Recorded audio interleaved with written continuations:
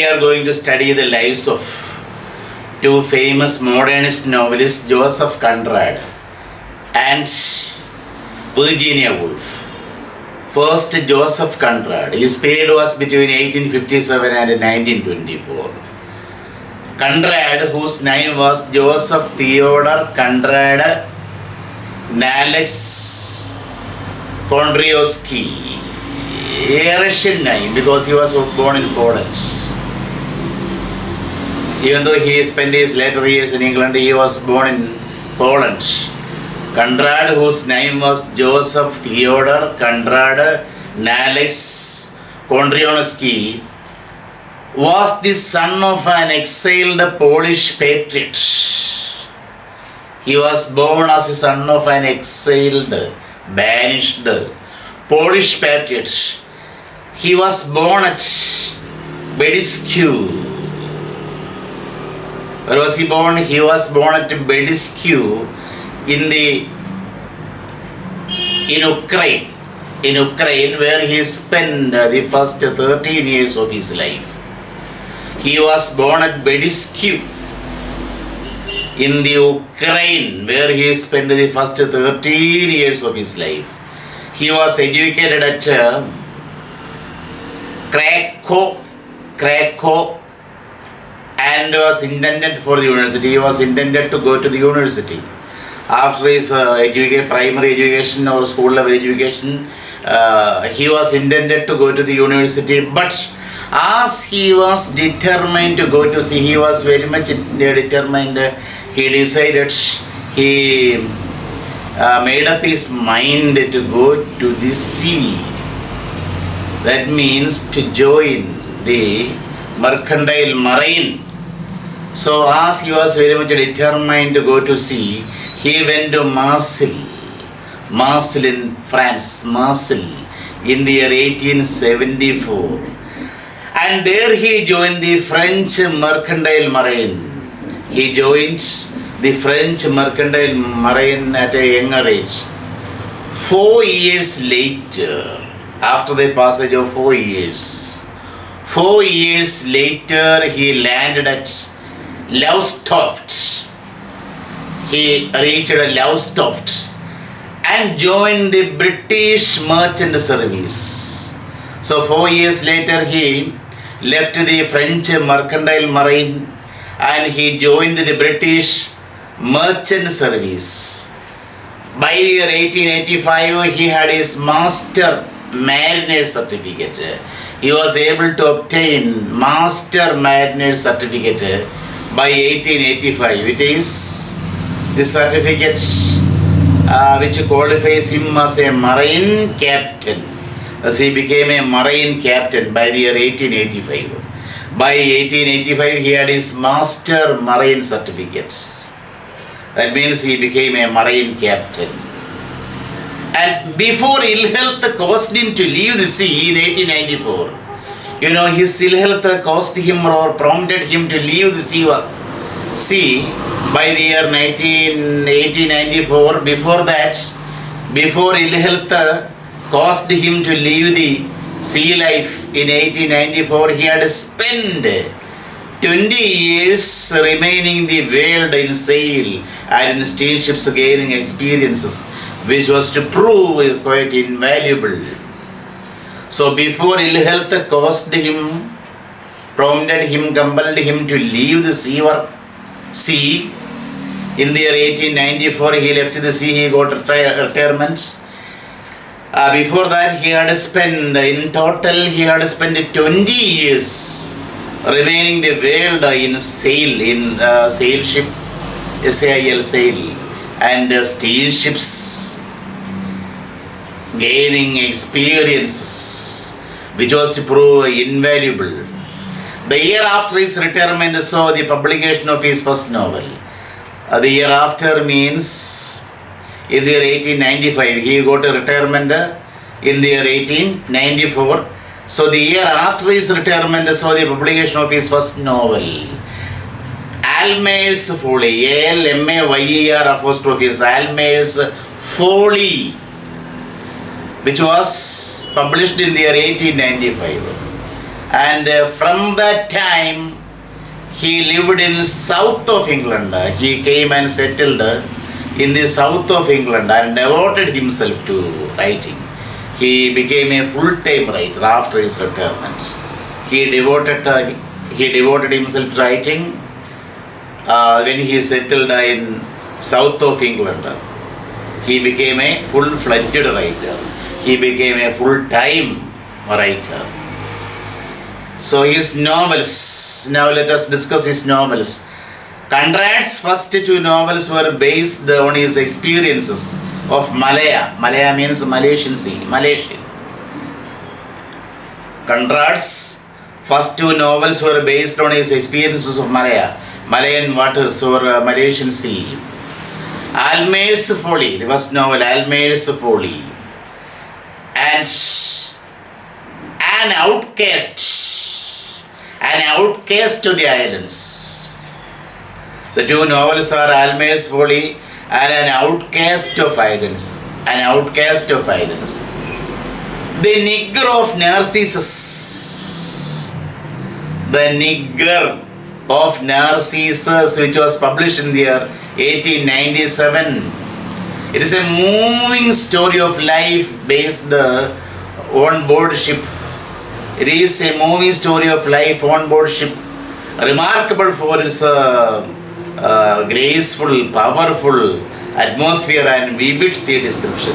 It contains very vivid, very clear sea description. Which novel? Nigger of the Narcissus, the Greek character Narcissus. Nigger of the Narcissus, which was published in 1897. It is a very moving story on board ship, which is highly remarkable for its powerful atmosphere and very vivid, clear sea description. It contains the Nigger, Nigger of the Narcissus. The novel contains very vivid, very clear sea description. After 5 stories collected as Tales of Unrest. The collection of 5 stories is entitled Tales of Unrest. After this collection of stories appeared Lord Jim, a Tale. These are all novellas or short novels.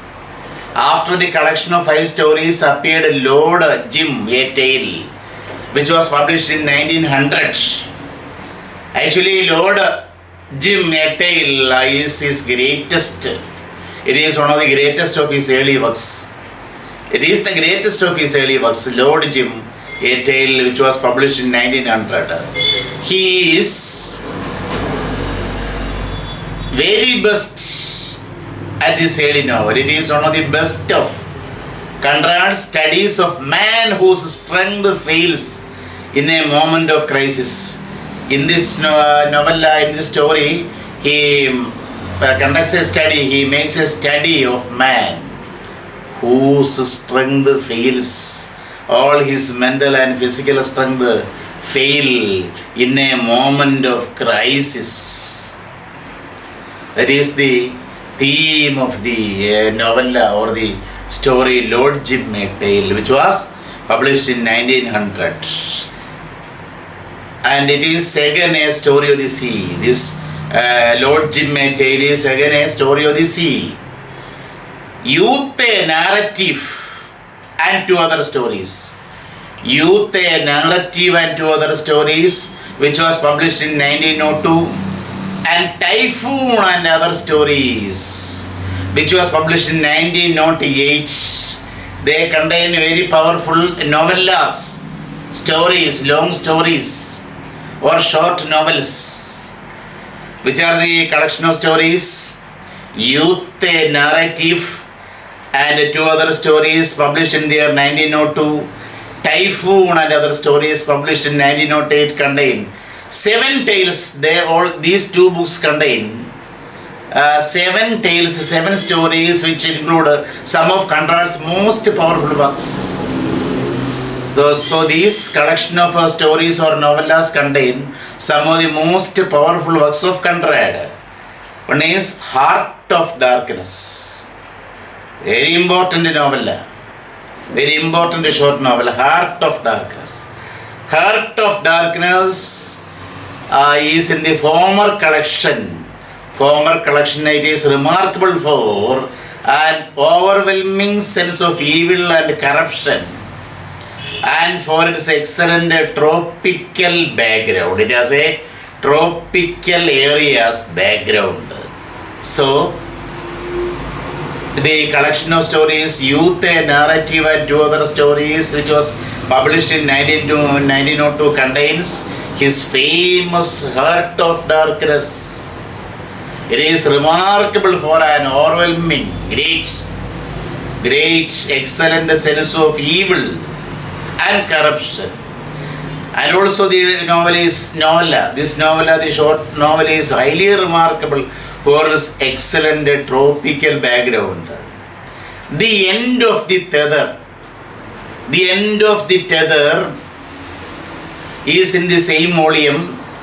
The novella The End of the Tether also is there in the same volume. That means in the Youth, a Narrative, and other stories, The End of the Tether is there. The End of the Tether, the novella, is in the same volume. It has a vivid description of the eastern seascapes, landscape, similarly seascape. So The End of the Tether, the novella contains, or the story contains, very vivid description of the eastern seascapes. Typhoon and other stories. Food. You know, Typhoon is unsurpassed as a book about the sea. It is unsurpassed. The Typhoon and other stories is quite unsurpassed. No book could excel, outshine. Typhoon was an unsurpassed as a book about the sea. It is unsurpassed as a book of the sea. Stories in both the collections were based on his own experiences. The stories in both the collections, Youth, a Narrative, and two other stories, and Typhoon and other stories, were based on his own experiences at sea. His own experiences. Then Nostromo, a tale. See, Nostromo, a tale of the seaboard. Nostromo, a tale of the seaboard, published in the year 1904. Shift the scene to the coastline of Central America. You know, the scene is being shifted to the central coastal America, or the coastline of Central America. The scene shifts to this coastline of Central America. In the story Nostromo, a tale of the sea board, B-O-A-R-D, board. Say, it is a story of revolution and is grippingly told. The story of revolution in this book is grippingly, very catchingly, attractively told. And the book is full of vivid descriptions. This book is full of vivid descriptions of the seascape as well as revolutions. Some critics believe it to be his finest work. Some critics are of the opinion that Nostromo, a tale of the seaboard, which was out in the year 1904, is one of his finest. It is not one of, it is the finest of his work. It is his finest work. The Mirror of the Sea. Memme and Impressions. Mirror of the Sea, Memme and Impressions, which was published in the year 1906, is a series of essays, not stories, essays. The Mirror of the Sea, Memme and Impressions, published in the year 1906, is a series of essays based on his experiences in the oceans of the world. The essays are based on his own experiences on the oceans of various oceans in the world. It was followed by the popular detective story. The collection of essays was followed by a very popular detective story, The Secret Agent, a Simple Tale. The Secret Agent, a Simple Tale, which was published in the year 1907. It suggests quite powerfully, the novel reveals or suggests quite powerfully the atmosphere of the underworld, but it is not one of his best. He can never claim it to be one of his best. It very cleverly depicts the atmosphere of the underworld, which detective story of the Secret Agent, a Simple Tale. When was it published? It was published in the year 1907. It very powerfully describes or suggests the atmosphere. The same may be said about these stories. A set of six, and his tale of Russian Revolution. His tale based on the Russian revolutionaries under Western eyes. His story about Russian revolutionaries is under Western eyes, which was published in the year 1911. Twixt land and sea tales. Twixt means between. Twixt land and sea tales, which was published in the year 1912, contains 3 short stories. Twixt land and sea tales, published in the year 1912, contains 3 short stories. Then Chance, a tale in 2 parts, published in 1914. Another collection of stories, a Chance, a tale in 2 parts, 1914, published in 1914, is Conrad's most ambitious venture. It is his most ambitious, covetous venture in the oblique method of storytelling. Oblique method of storytelling means the story is told not from the narrator's point of view, but from the point of view of others. The point of view of others, the story is told. The narrator's life is told from the point of view of others. That is what is oblique method of storytelling. Oblique, OBLIQUE, oblique method of storytelling. So a tale in 2 parts, published in the year 1914, is Conrad's most ambitious attempt. It is most ambitious attempt in the oblique method of storytelling. The historical points of view, the story which is depicted in a tale in 2 parts is told from several points of view, and the short novel has one of his most confusing. It is of course one of his most confusing novels. Conrad wrote The Shadow Line Confession in the year 1917. In the year 1917 came out Conrad's The Shadow Line a Confession. The Shadow Line a Confession. It is a very short novel in which the suggestion is about a supernatural, the supernatural mastery,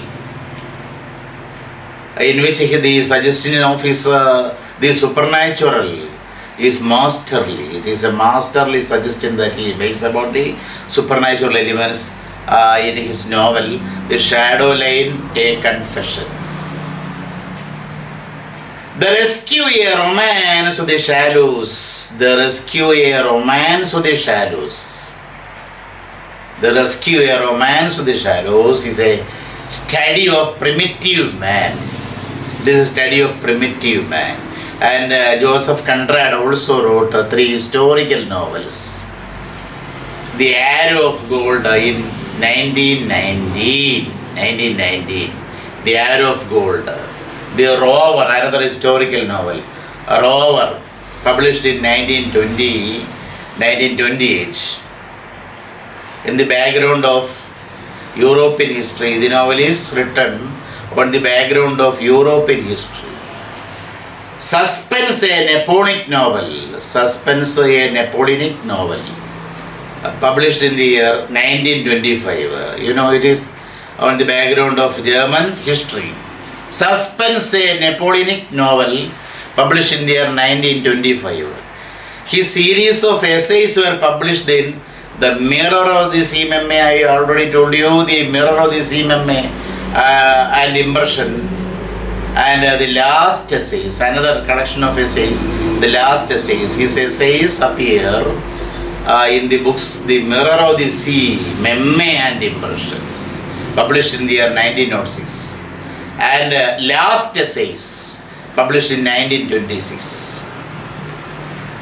Conrad's romantic imagination was found best expression in themes which were capable of adventure in an unusual and exotic setting, in seascape we can say.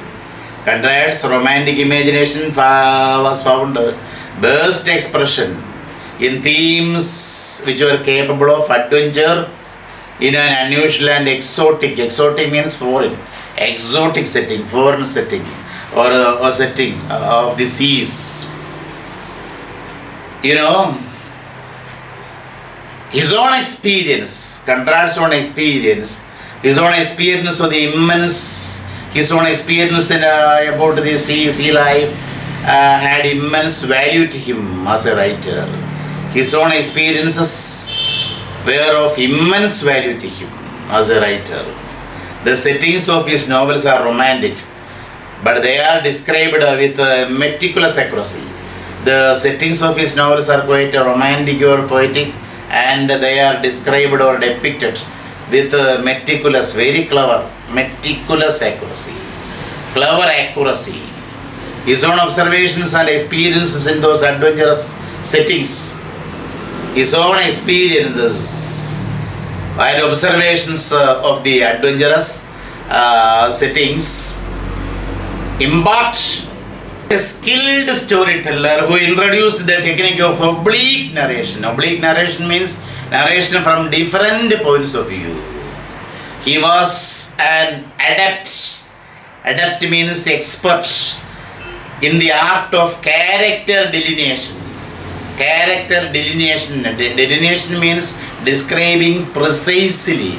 Delineation. He was an adept in the description of character in a clear-cut way. He was an adept in the art of character delineation. His prime interest is in character. He himself has said that his prime interest, most important interest is in character, in the tracing of the life of man in such a way as to illuminate the inmost recesses of mind or his soul. You know, his prime importance was given to character in the tracing of the life of a man in such a way as to illuminate, brighten up the innermost recesses, rooms of his soul. The man's innermost recesses should be found out through the characterization. That is just what he wants, or that is just what he wanted, we can say. So, the tracing of life of a man in such a way as to illuminate, brighten up, or open up the inmost recesses, the inmost parts of his soul. Conrad's prose style is one of the most intuitive and readily recognizable in English. How is his style? Conrad's prose style is one of the most intuitive and readily recognizable, readily understandable in English. So this is about Joseph Conrad. See, let us have a look at the life sketch and verse of the most beautiful woman writer Virginia Woolf. Her period was between 1882 and 1941. 1882, 1941. Virginia Woolf was the third child of the eminent Victorian scholar Sir Leslie Stephen. This name we mentioned earlier. Sir Leslie Stephen and Julia Duckworth. Virginia Woolf was the third child of the eminent Victorian scholar Sir Leslie Stephen and Julia Duckworth. She had a sister, Vanessa. Vanessa was her sister. and two brothers, Toby and Adrian. Her two brothers were Toby and Adrian. Toby died of typhoid at a younger age. When he was a child, he died of typhoid.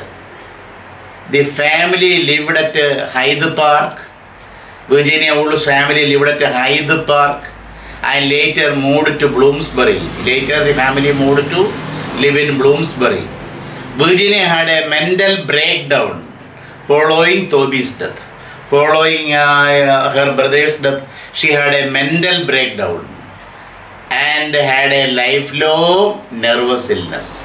She also was a victim of nervous illness. She had a lifelong nervous illness. Virginia Woolf married Woolf. The name gets after she got married.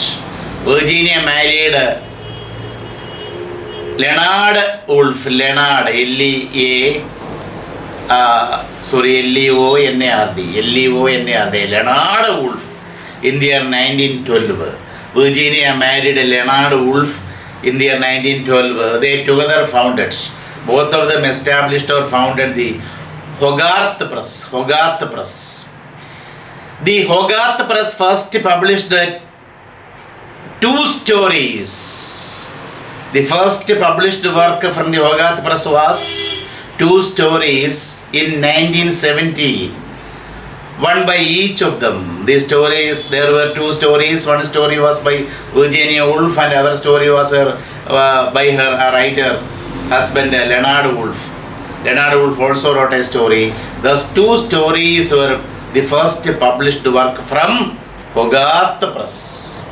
Catherine Mansfield's short story Prelude was also got published from there. Then T.S. Eliot's Wasteland was also published. It was published from the press only in 1923, even though the work was published in 1922. The Hogarth Press published it in 1923, which was T.S. Eliot's Wasteland.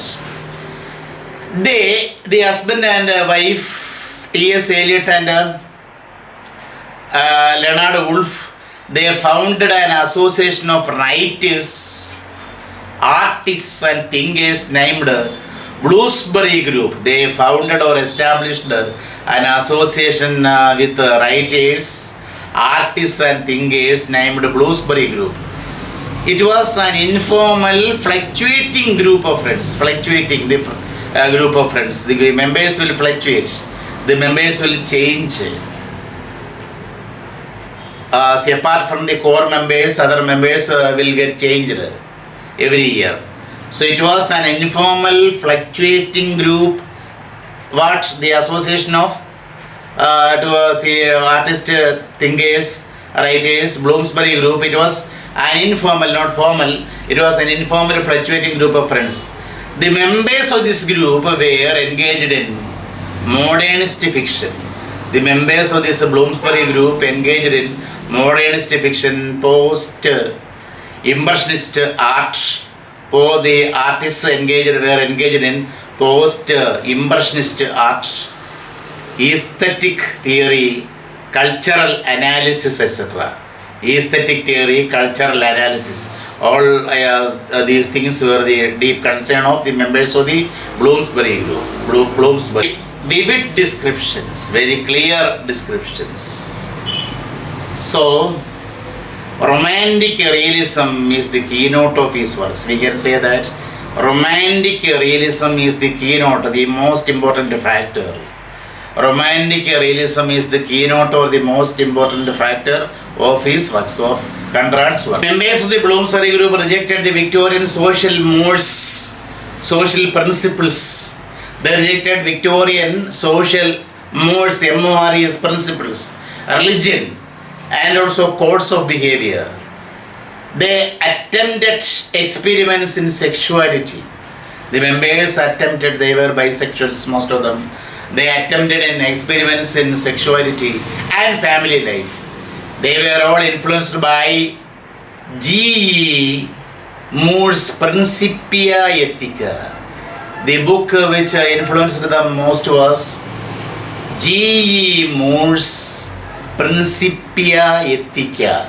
They were all influenced by G. Moore's Principiatia. Virginia Woolf is one of the successful practitioners of the stream of consciousness techniques. It was she who perfected this technique. Virginia Woolf is one of the successful practitioners of the stream of consciousness technique. She rejected the linear narrative mode and the realism of the Victorian novel. She didn't like the linear type of narration and realism of the Victorian novel. She rejected the linear narrative mode style and the realism of the Victorian novel. She focused on the workings of human mind. She was deeply concerned with the workings of human mind.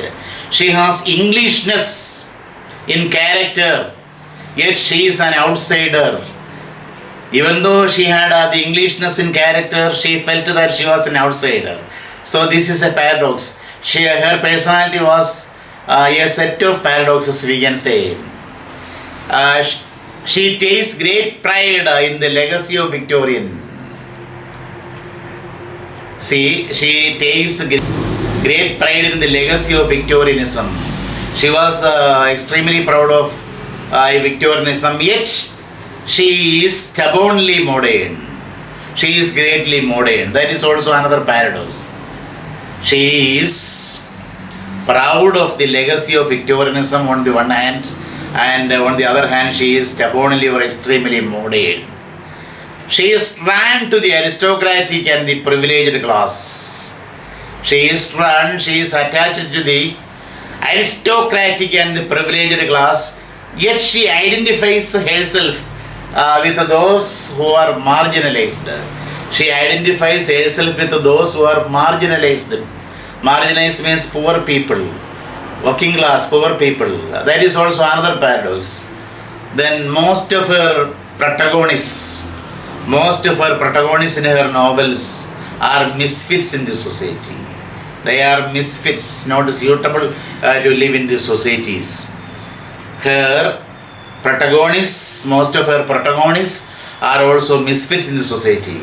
Her novels depict the inner life of characters. Her novels depict the inner life of characters shaped by external social reality. Her novels depict the inner life of characters shaped by external social reality. She emphasizes private life, loneliness, love, friendship, art, and ignores external social reality in her fiction. See, she emphasizes private life, loneliness, love, friendship, art, and she totally avoids external social reality in her fiction. Then she wrote conventional social novels like Night and Day and Years. She also wrote some conventional type of novels with earlier style. They were Night and Day, one novel, and another novel was Years. In Night and Day, she contrasts the daily life and romantic attachments of two characters, Hilary and Mary Datchet. Hilary and Mary Datchet. See, what is the theme? What is the plot in Night and Day? In Night and Day, she contrasts the daily life and romantic attachments of two characters, Hilary and Mary Datchet. Years, which was published in the later year in 1937. In the novel Years, she attacks Victorians. She attacks Victorians through the novel Years. Virginia Woolf's first two novels, The Voyage Out, and The Night and Day, we already mentioned it. Virginia's first two novels, The Voyage and The Night and Day, are largely traditional. The Voyage Out, which was published in the year 1915, had its original title Melimbrosia. Melimbrosia was the original title of the novel The Voyage Out. The Voyage Out, which was published in 1915, had its original title Melimbrosia. Rachel Winrace Rachel Winrace, the protagonist, the most important character. Rachel Winrace embarks on a modern mythical voyage of self-discovery. In the novel, The Voyage Out, which was published in 1915, Rachel Winrace embarks on a modern mythical voyage of self-discovery. The novel introduces the character Clarissa Dalloway, which later became one of her novels, Mrs. Dalloway. The novel introduces the character, which novel? The Voyage Out. The Voyage Out, published in 1915, introduces the character Clarissa Dalloway. Her experimental novel appeared by 1920s. Her experimental novels appeared by the year 1920s. Jacob's Room, an experimental novel. Jacob's Room was published in 1922. In it, the life story of the protagonist Jacob Flanders. The life story of the protagonist Jacob Flanders is presented entirely by the impressions of other characters, especially women characters. Jacob Flanders' life story is presented entirely by the impressions of other characters, oblique style of writing. Mrs. Dalloway, she was one of the characters in The Voyage Out, published in 1915. Mrs. Dalloway, published in 1928. See, Mrs. Dalloway is almost a female Ulysses. It is about a day in the life of Clarissa Dalloway. The novel is about a day in the life of Clarissa Dalloway. She is almost like a female Ulysses. It is not the mythical Ulysses, but the hero in the novel Ulysses by James Joyce. James Joyce's novel Ulysses. She is almost a female Ulysses. She is very much like the character Ulysses in the novel by James Joyce, the Modernist novel. She is almost a female Ulysses. It presents the theme of the impossibility of communication. In short, we can say the novel, which novel Mrs. Dalloway presents the impossibility of communication. Then To the Lighthouse, which was published in 1927. It is, of course, the finest work in the stream of consciousness technique. The Lighthouse, which was published in 1927, is, of course, the finest work in the stream of consciousness technique. The novel is set in the Ramsay summer home, Ramsay family. Ramsay is a family name. Ramsay summer home in the Hebrides in Scotland, Hebrides Island in Scotland. The novel explores the relationship of the members of the Ramsay family. The novel explores or depicts the relationship between the members or relationship among the members of the Ramsay family. Then Orlando, a biography, another novel. Orlando, a biography. It is a semi-biographical novel based in part. It is based in part on the a life of Woolf's lover. Orlando, a biography, is based partly on the life of Woolf's lover, Vitta Sackville West. Vitta Sackville West was her lover. She had such a lover, Vitta Sackville West. So it is a semi-half biographical novel based partly on the life of Woolf's lover, Vitta Sackville West. Woolf also wrote short stories and sketches. Among the well-known short story is Kew Garden and Monday and Tuesday. Kew Garden was published in 1919. And another title of the short story was Monday and Tuesday was published in the year 1921. The Waves, another novel, Waves, which was published in 1931, is a significant development in the stream of consciousness technique. It is a significant development, shows a very important development in the stream of consciousness technique. The Waves, published in 1931, is a significant development in the stream of consciousness technique. Woolf also wrote many thought-provoking essays in the modern style. She also wrote so many essays in the modernistic style, more using modernistic techniques. Virginia Woolf also wrote so many thought-provoking essays in the modern style. The Common Reader is the first collection of her essays. Common Reader is the first collection of her essays. Then Modern Fiction, another collection of essays, Modern Fiction, which we have mentioned in one of our earlier classes. The Modern Essay, another collection of essays, the Modern Essay. And the most important one is A Room of One Soul. The Rooms of One Soul. So these are her famous essays. A Room of One Soul. It is the most important essay of Virginia Woolf. A Room of One Soul. A Room of One Soul is an expansion. A Room of One Soul, this essay is really an expanded work. Expansion of her lecture on women and fiction. She had made a lecture on women and fiction. It was got expanded to be A Room of One Soul. It is hailed as feminist Bible. It is often described as feminist Bible, which is hailed as feminist Bible. A Room of One Soul. A Room of One Soul. Remember the title, A Room of One Soul. It is hailed as feminist Bible. It has a balanced approach to women's position in society and the factors that embed the natural outflow of her creativity. So what is it about? What is the essay about? It has a balanced approach to women's position in society.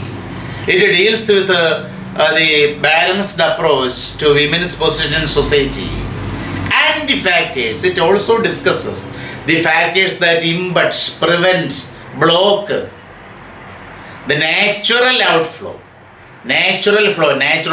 of creativity of women. The essay advances the theory that, the essay which is A Room of One Soul, don't forget, the essay advances the theory that a woman must have money.